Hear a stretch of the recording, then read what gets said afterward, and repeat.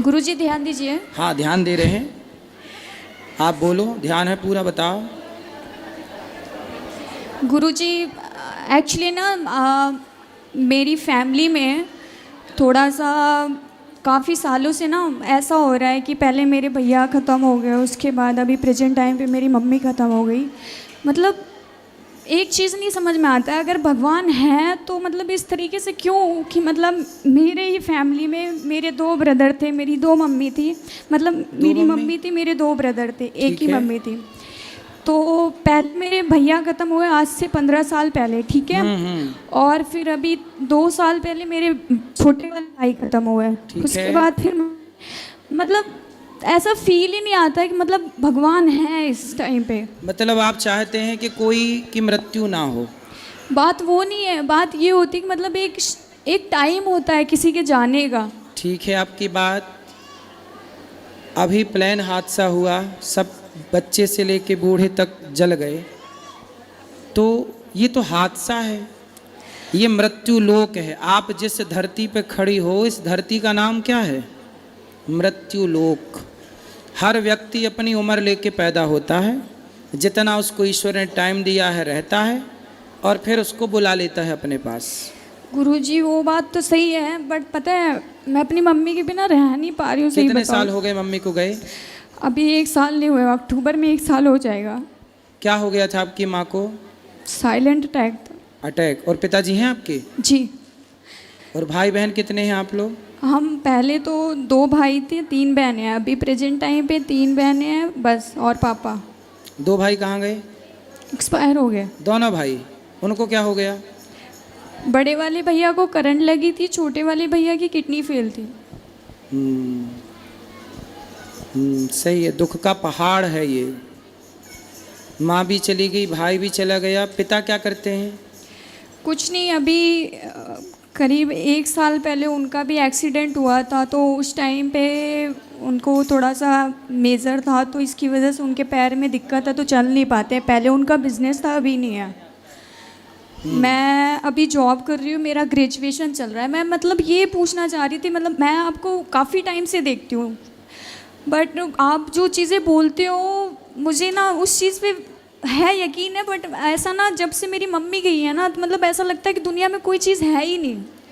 ठीक है, आप ये मान लो कुछ नहीं है, तो ये मान के भी क्या पाओगी? कुछ नहीं पाएंगे, बस एक क्वेश्चन था मन में, ये चीज़ चल रही थी। क्या क्वेश्चन है कि ईश्वर है कि नहीं? नहीं, ये तो है कि नहीं वाला क्वेश्चन है ही नहीं। मेरा तो ये क्लियर है कि नहीं है, क्योंकि आप इस चीज़ को मान लीजिए, एक ही फैमिली, इतनी बड़ी दुनिया में एक ही फैमिली के ऊपर इतनी सारी चीज़ें। क्यों? अभी जो प्लेन हादसा हुआ उस समय तो उसके माता पिता 2 बच्चे थे, 4 एक्सपायर हो गए। तो ये केवल आपकी फैमिली के साथ ऐसा हुआ? आज ही सूचना मिली कि एक बस खाई में गिर गई, उसमें 10 लोगों की मृत्यु हो गई। परिवार तो रहा ही होगा उसमें।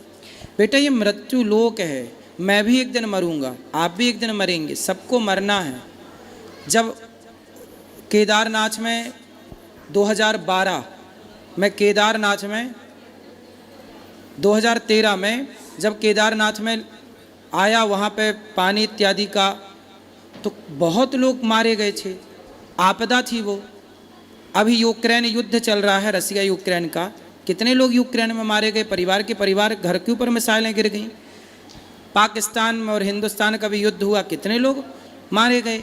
तो भाई ये मृत्यु लोक है। बेटा मैं आपके दुख से सहमत हूँ कि दुख बहुत बड़ा है, लेकिन आप अपने दुख को लेकर ये सोचें कि नहीं ईश्वर तो है ही नहीं। चलो आप मान लो कि ईश्वर नहीं है, तो ईश्वर नहीं है ये मान के आपको क्या प्राप्त होना है, और ईश्वर है ये मान के नुकसान क्या है? चलो आप सारी जिंदगी यही मानो कि ईश्वर नहीं है। ईश्वर नहीं होता तो ये बताओ कि आपकी माँ फिर चली कहाँ गई? कहाँ चली गई? मर के आदमी जाता कहाँ है? बताओ फिर, उत्तर दो, कहाँ जाता है मर के? तुम्हारी माँ कहाँ चली गई?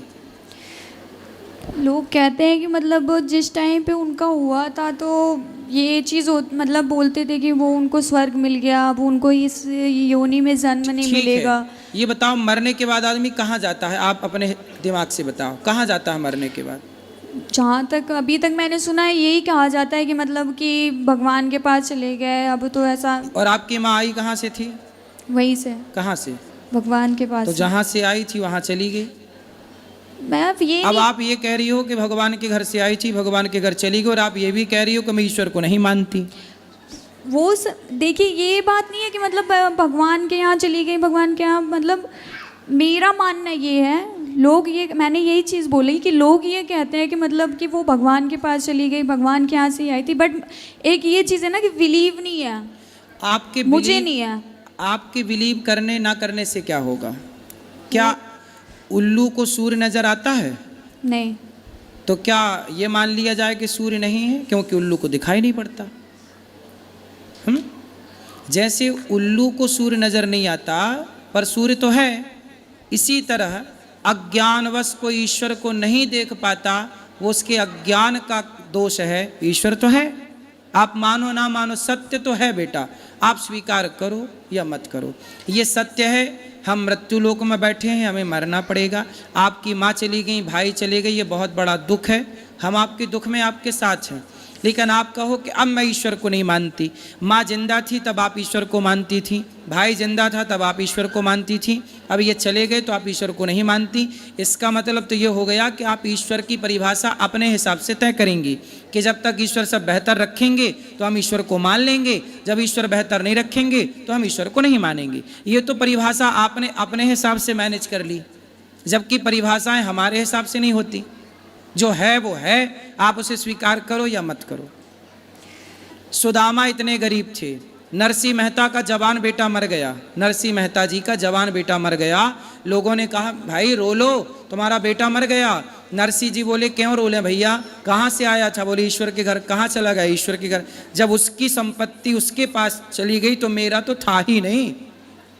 मीराबाई के पति मर गए, लोगों ने कहा मीराबाई थोड़ा रो लो। मीरा बोली क्यों रो लें? बोले आपके पति मर गए। मीराबाई बोली मैंने जिसको अपना पति बनाया है वो कभी मर ही नहीं सकता, और जो मर गया वो मेरा कुछ था ही नहीं। भाई ये बताओ, हमने बेटा रिश्ते हमने बना लिया, ये हमारी माँ है, ये हमारा बाप है, ये हमारा बेटा, यही तो रिश्ते होते हैं। हम इन रिश्तों में इतने जकड़ जाते हैं कि हमें लगता है ये मेरी माँ के बिना मैं नहीं रह सकती, मैं पति के बिना नहीं रह सकती, मैं पुत्र के बिना। ये मोह है, आपने ही जबरदस्ती पकड़ रखा था। जबकि ये संसार ऐसा है, मृत्यु इतनी निर्दयी है कि वो ये नहीं देखती कि ये माँ है कि बच्चे हैं कि बूढ़े हैं कि जवान हैं। इसलिए बेटा हमें रहना तो संसार में ही है, इसलिए संसार के नियमों का उल्लंघन नहीं कर सकते। संसार में नियम ये है कि ये सृष्टि चल रही है, आपने घड़ी पहनी है तो उसे किसी ने बनाया होगा तब तो आपने पहनी, कोई बनाने वाला होता ही नहीं तो आप घड़ी कैसे पहनती? आपने जो टी शर्ट पहनी है इसे किसी ने बनाया है कि बिना बनाए बन गई? जी किसी ने बनाया तभी तो पहने हैं। आपकी आँख है, आपकी आँखों में दिखता है, इस तरफ वाइट है, बीच में काली है पुतली, तो ये बिना बनाए बनी कि किसी ने बनाया होगा? नहीं बनाए हैं तभी तो। फिर तो जिसने बनाया है आपको वो कौन है? आप भी तो बिना बनाए नहीं बन सकती थी ना, आपको किसने बनाया है बताओ? भगवान। फिर जिसने आपको बनाया है, आप कह रही हो कि मैं उससे नहीं मानती, केवल इसलिए नहीं मानती क्योंकि मेरी माँ चली गई, क्योंकि मेरा भाई चला गया। ठीक है, वो दुख है, दुख अलग विषय है, पर सत्ता को नकारना ये तो अलग ट्रैक पे आप चली गई। सुदामा इतने गरीब थे, आज सुदामा की तरह कोई गरीब हो तो वो तो यही कहेगा मैं ईश्वर को नहीं मानता, मैंने तो इतनी भक्ति की, पर क्या मिला? सुनो, द्रौपदी को जानती हो? जी। कौन है? नहीं, इतना नहीं पता मुझे। कृष्ण की बहन है, अर्जुन की पत्नी है, पांडवों की पत्नी है, जिसका चीरहरण हुआ था। जी। द्रौपदी के 5 बेटे थे, 5 बेटों को मार दिया अश्वत्थामा ने, जबकि वो तो कृष्ण भगवान की बहन थी ना। तो भगवान की बहन के बेटों को मार दिया। अभिमन्यु मार दिया गया, अभिमन्यु तो सगा भांजा था भगवान कृष्ण का, पर मृत्यु तो भैया राम के पिता हैं दशरथ, मर गए।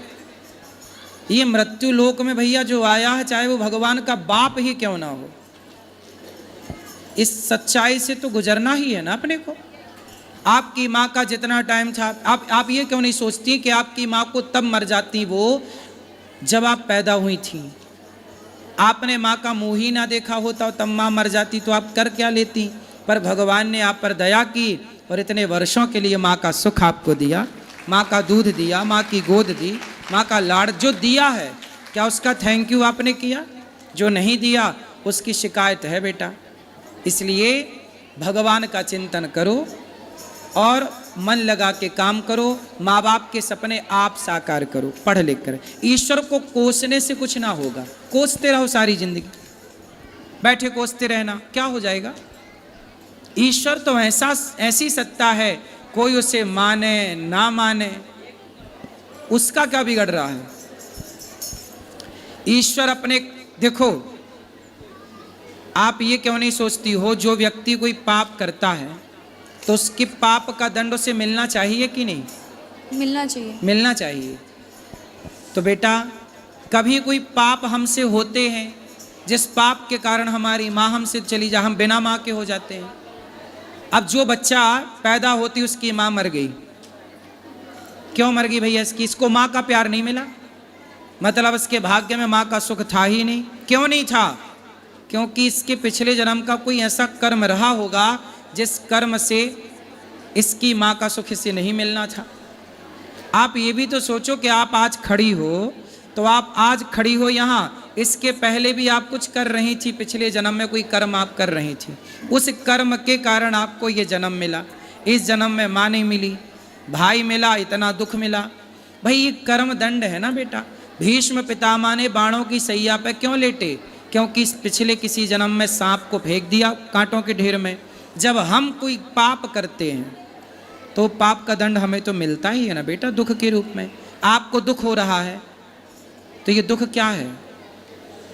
आप ये क्यों नहीं सोचती? आप कहते हो मैं ईश्वर को नहीं मानती, आपने ये क्यों नहीं सोचा कि ये मेरे किसी जन्म का कोई पाप रहा होगा, जिस पाप के कारण ही मुझे पाप ही दुख देता है, पुण्य सुख देता है। ये प्रकृति का, ऐसे कोई मानो ना मानो पर अटल सत्य यही है कि हमारे पाप हमें दुख देते हैं, हमारे पुण्य हमें सुख देते हैं। बात समझ में आई? जी। इसलिए यही है हिसाब ईश्वर का, यही है न्याय। आप की माँ चली गई, इतना सुख देकर गई, मतलब आप पर ईश्वर की कृपा है। कितने दिन आप पैदा होती माँ मर जाती तो क्या करती? आप भाग्यशाली हैं, कितने वर्ष आपकी माँ थी। वो लोगों को देखिए जिनकी माँ पैदा होती मर जाती है, उनसे आप कितनी बेहतर हैं। देखो पॉजिटिव रहना है तो बहुत सारी बातें हैं, और नेगेटिव ही रहना है, नकारात्मक ही सोच रखना है तो कोई बात नहीं है। फिर एक ही बात है कि जी ईश्वर नहीं है। फिर यही माना जाए कि ईश्वर नहीं है और कोसा जाए ईश्वर को, तो ये कोस कर भी क्या पाओगे आप और क्या पाऊंगा मैं? जी। क्या समझ में आया? जी समझ में आया कि मतलब एक तरीके से मुझे मतलब ये बताइएगा कि मतलब सच में ये कर्मों का ही फल होता है पिछले जन्म के? भाई बिना कर्म किए तो आपको नंबर नहीं मिलते, 10वीं से 11वीं में नहीं जाती। आप कर्म ना, आप लिखो मत कॉपी में तो आपको मिल जाएगा नंबर। ये चीज़ तो मुझे पता है कि जब तक कर्म नहीं करेंगे तब तक फल नहीं मिलेगा। ये जो पिछले जन्म का इस जन्म में मिल रहा है, इसका क्या कनेक्शन है? अच्छा ये बताओ, एक समय पर दो बच्चे पैदा होते हैं, एक अंबानी के घर पैदा हुआ, बड़े आदमी के घर, और एक फुटपाथ पर पैदा हुआ। एक ही दिन, एक ही तारीख, एक ही दिन दो बच्चे पैदा हुए, एक अमीर के घर, एक गरीब के घर। अब बताओ, जो अमीर के घर पैदा हुआ वो सोने की चम्मच में दूध पिएगा, सोने के झूले में झूला झूलेगा, वो जन्म लेते ही रईस हो गया। और इस गरीब ने फुटपाथ पर पैदा हुआ, साड़ी का झूला बांधती है माँ। अब बताओ बेटा, दोनों एक साथ पैदा हुए थे, पर एक गरीब हो गया जन्म लेते ही, गरीब के घर पैदा होके, एक अमीर हो गया अमीर के घर। अब ये बताओ कि उन बच्चों ने तो अभी कोई कर्म भी नहीं किया, पैदा ही हुए हैं, और पैदा होती कोई अमीर हो गया कोई गरीब। क्यों हो गया? सब अमीर होते फिर या सब गरीब होते? क्यों बेटा, उत्तर दो। एक तरीके से कर्म ही होगा। कर्म, पिछले जन्म का जो कर्म था उसके कर्म ने उसे अमीर बना दिया, उसका जो कर्म था उसके कर्म ने उसे गरीब बना दिया। तो ये कर्मों का ही पूरा खेल है बेटा, वरना सबना बड़े घर पैदा हो, फिर कोई गरीबी ना रहे, फिर कोई भूखा क्यों मरे, फिर किसी को फोड़ा फुंसी क्यों हो, रोग, कोई अपाहिज क्यों होता है, कोई पैदा होती लंगड़ा होता है, कोई लंगड़ा है, कोई अंधा है, कोई क्यों, कोई अंधा क्यों है? पैदा तो सब माँ के पेट से हो रहे हैं ना, जी। फिर कोई अंधा क्यों हो रहा है, कोई लंगड़ा लूला क्यों पैदा हो रहा है? क्योंकि वो अपने कर्म दंड भोगने आया है, ये कि तू जाएगा पर एक कदम चल नहीं पाएगा। ये कर्म दंड है बेटा। पिछला जो हम आपको आज सताएंगे, एक बात बताओ, आज हम आपको सताएं, पकड़ के मारें और पकड़ के आपको आग में डाल दें, जिंदा जलाएं और आपके साथ दुराचार कोई करे, अब बताओ जो हम आपके साथ गलत करेंगे, हम आपको सताएंगे, आपको आपका खून बहाएंगे, तो फिर हमें सुख मिलेगा? नहीं। फिर हम आपके साथ गलत करेंगे ना बेटा, तो हमें भोगना पड़ेगा। आप कोई देखे ना देखे पर ईश्वर तो देख रहा है। इसलिए बेटा संसार की अदालत से कोई बच सकता है, ईश्वर की अदालत से कोई नहीं बच सकता। ये ईश्वर की अदालत है। जो न्याय आपके साथ हुआ है वो ईश्वर की अदालत से हुआ है, मेरी और आपकी अदालत से नहीं। ठीक है जी। इसलिए सत्य को स्वीकार करो। समझ में आई बात? जी समझ क्या गई। समझ में आया? ये समझ गई कि मतलब जरूर उस जन्म में मैंने कुछ ऐसा किया था जो इस जन्म में मेरी मम्मी मेरे से छिन गई। हो सकता है कि ऐसा रहा होगा कि उस जन्म में मैंने किसी के साथ गलत किया होगा, या मैं किसी की माँ रही होगी, मैंने उसके साथ गलत किया होगा, इस वजह से मेरी मम्मी इस टाइम पे चली गई। नहीं तो अब यही सत्य है बेटा, आप सही चली गई। अब यही सत्य है कि किसी की माँ जब हम किसी से छीन लेते हैं तो हमसे भी हमारी माँ ईश्वर छीन लेते हैं। जब आप किसी से किसी का बेटा छीन लेते हैं तो ईश्वर आपसे आपका बेटा छीन लेते हैं। ये तो प्रकृति है साहब, गोल है, लौट के आएगा, आज नहीं तो कल आएगा।